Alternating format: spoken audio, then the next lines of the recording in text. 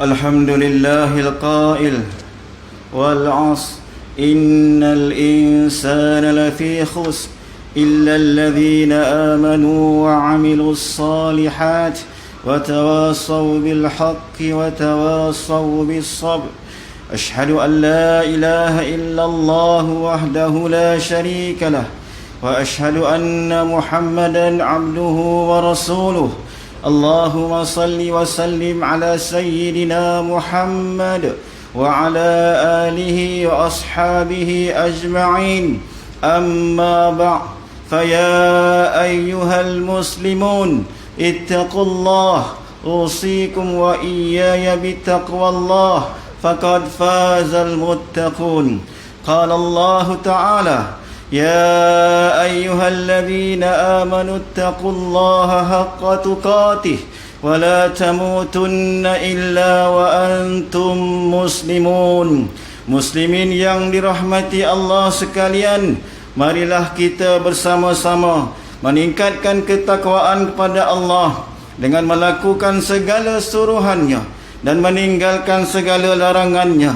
Mudah-mudahan kita tergolong dalam golongan hamba-hambanya yang mendapat rahmat dan kasih sayang serta perlindungan Allah Subhanahu wa ta'ala.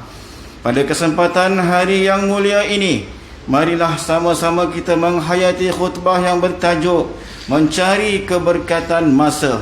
Hadirin yang dirahmati Allah sekalian, perjalanan waktu dan masa adalah keajaiban ciptaan Allah Subhanahu wa ta'ala, seperti mana firman Allah Subhanahu wa ta'ala dalam surah Al-Asr ayat 1 hingga 3 yang dibacakan di awal khutbah tadi, yang bermaksud, demi masa, sesungguhnya manusia itu dalam kerugian kecuali orang-orang yang beriman dan beramal soleh, dan mereka pula berpesan-pesan dengan kebenaran serta berpesan-pesan dengan sabar. Dalam ayat tersebut, Allah menegaskan bahawa manusia yang hidup di dunia ini akan kerugian. Apa yang dapat menyelamatkan mereka adalah mereka apabila mereka penuhi ciri-ciri yang disebutkan: iman, amal saleh, dan berpesan-pesan kepada kebenaran dan kesabaran.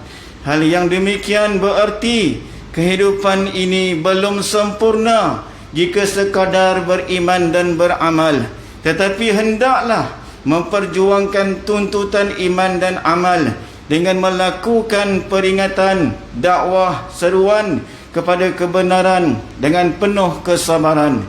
Kebenaran ialah apa yang telah diajarkan oleh Allah dan Rasul-Nya, dan hendaklah bersabar dalam menempuhi perjuangan menegakkan kebenaran itu. Hadirin sekalian, Rasulullah sallallahu alaihi wasallam adalah individu yang sangat menitik beratkan soal kepentingan menguruskan masa dalam kehidupan. Baginda sallallahu alaihi wasallam pernah berpesan kepada kita supaya memanfaatkan masa dengan sebaik mungkin. Hadis daripada Abdullah bin Abbas radhiyallahu anhuma bahawa Rasulullah sallallahu alaihi wasallam bersabda yang bermaksud, rebutlah 5 perkara sebelum datang 5 perkara, iaitu masa mudamu sebelum tuamu, dan sihatmu sebelum sakitmu, dan kayamu sebelum miskinmu, dan waktu lapangmu sebelum sibukmu, dan hidupmu sebelum kematianmu. Hadis riwayat Al-Hakim. Berdasarkan hadis di atas, jelas memberikan gambaran kepada kita semua bahawa setiap saat yang berlalu dalam kehidupan kita ini adalah amat berharga. Oleh yang demikian, seorang Muslim hendaklah memberi perhatian yang serius terhadap masa dan menggunakannya semaksimal mungkin untuk mencapai cita-cita dan matlamat kebahagiaan hidup di dunia dan di akhirat. Hadirin sidang Jumaat yang dirahmati Allah sekalian, banyak faktor yang menyebabkan manusia leka dan lalai dalam menguruskan masa. Antara faktor kegagalan kita dalam menguruskan masa dengan sebaiknya ialah: yang pertama, tidak memahami matlamat kehidupan di dunia. Faktor ini merupakan faktor utama kegagalan manusia menguruskan masa mereka dengan sebaiknya. Mereka kurang memahami, bahkan tidak memahami tujuan penciptaan dan matlamat mereka hidup di dunia ini. Hal yang demikian mungkin disebabkan kedangkalan mereka dalam memahami agama, ditambah dengan kelalaian yang hanya mengejar ganjaran dan habuan keduniaan semata-mata, sehingga buta nilai-nilai keagamaan.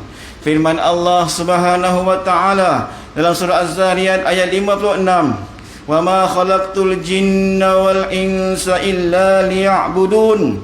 Dan ingatlah, aku tidak menciptakan jin dan manusia melainkan untuk mereka menyembah dan beribadah kepadaku. Yang kedua, sikap malas dan sambil lewa. Sikap seperti ini amat dikeji oleh Islam. Manusia yang mempunyai sikap seperti ini tidak akan maju dan berkembang dalam kehidupannya. Nabi SAW ada mengajarkan kita satu doa supaya terhindar daripada sikap-sikap yang buruk seperti ini. Dalam sepotong hadis yang diriwayatkan oleh Anas bin Malik radhiyallahu an, bahawa Rasulullah SAW berdoa dengan lafaz, Allahumma inni a'udzubika minal hammi wal hazan wal ajzi wal kasal wal jubni wal bukh wa dhala'id daini wa ghalabatir rijal. Ya Allah, aku berlindung denganmu daripada duka cita dan rasa sedih, daripada lemah dan malas, sifat pengecut dan bakhil, dan daripada bebanan hutang dan penindasan orang. Hadis riwayat Al-Bukhari. Yang ketiga, sikap suka bertangguh dan membuang masa. Sikap seperti ini turut dicela dan dikeji oleh baginda Nabi sallallahu alaihi wasallam, sebagaimana Abdullah bin Umar radhiyallahu anhuma, bahawa beliau berkata, "Idza amsayta fala tantazirus sabah wa idza asbahta fala tantazirul masa." Apabila kamu berada pada waktu petang, janganlah kamu menanti pagi, dan apabila kamu berada di waktu pagi, dan janganlah kamu menanti waktu petang. Hadis riwayat Al-Bukhari. Kesemua tabiat buruk tersebut mestilah dihadapi oleh kita dengan penuh mujahadah, melawan diri sendiri. Orang yang bermujahadah tidak akan membiarkan dirinya diperhambakan oleh hawa nafsu. Sebaliknya, dialah yang mengawal hawa nafsunya. Muslimin sekalian, manusia sering memohon kepada Allah agar diberikan umur yang panjang. Namun, ajal adalah qada' mubram, telah ditentukan oleh Allah Subhanahu wa taala yang tidak berubah. Maksud umur yang panjang ialah umur yang berkat, umur yang disusuli dengan amal ketaatan dan mendapat keberkatan atas anugerah umur yang dikurniakan Allah. Firman Allah Subhanahu wa taala dalam surah Al-A'raf ayat 96, "Walau anna ahlal qura amanu wattaqau lafatahna 'alaihim barakatin minas samai wal ard walakin kadzabu fa akhadnahum bima kanu yaksibun." Dan Tuhan berfirman lagi, sekiranya penduduk negeri itu beriman serta bertakwa, tentulah kami akan membuka kepada mereka pintu pengurniaan yang melimpah-limpah berkatnya dari langit dan bumi. Tetapi mereka mendustakan Rasul kami, lalu kami timpakan mereka dengan azab seksa disebabkan apa yang mereka telah usahakan. Ayat ini menyebut soal keberkatan. Barakah membawa maksud bertambah dan berkembang. Maka barakah adalah penambahan atau kelangsungan kebaikan atau kurniaan Allah kepada sesuatu. Jika Allah berkati masa kita, bererti berlaku penambahan dan kebaikan. Maka sejam yang diberkati tentu berbeza dengan sejam yang tidak diberkati. Setahun yang diberkati sudah tentu berbeza dengan setahun yang tidak diberkati. Oleh yang demikian, kita akan mendapati insan-insan yang berkhidmat untuk kemaslahatan manusia. Allah memberkati umur mereka, hasil yang dikeluarkan dan jasa yang ditaburkan kadang-kala tidak dapat dilakukan oleh orang lain meskipun jika diberikan masa yang berganda.